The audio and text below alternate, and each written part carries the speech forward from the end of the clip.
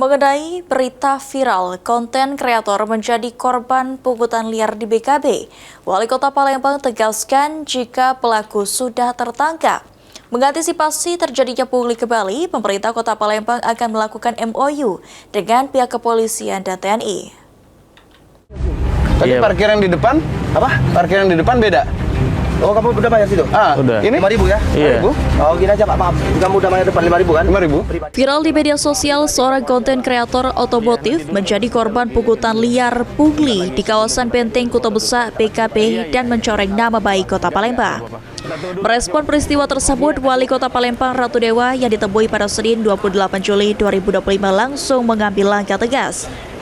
Menurut Ratu Dewa, dirinya sudah meminta Satpol PP dan Dinas Perhubungan untuk berkoordinasi dengan Polrestabes Palembang guna mengamankan pelaku pungli dalam waktu 1x24 jam. Dari hal tersebut, pelaku pungli sudah diamankan. Mengatasi peristiwa pungli yang sudah berulang kali terjadi di Palembang, Wali Kota Palembang berkoordinasi dengan Polrestabes dan TNI untuk melakukan MOU guna pengetatan pengawasan dengan penjagaan dan patroli yang dilakukan tidak hanya di BKB, namun juga di pasar serta ruang publik lainnya.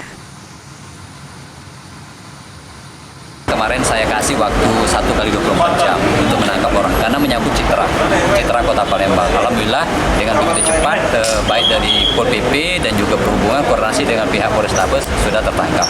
Arti ini sering berulang.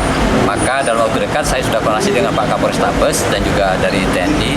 Saya akan buat MOU dan pengetatan, termasuk tidak hanya di BKB, di tempat-tempat lain, di pasar-pasar dan di ruang-ruang publik lainnya, sehingga ada nanti dijaga di sana dan juga ada patroli rutin sehingga tidak terulang kejadian seperti yang kemarin itu.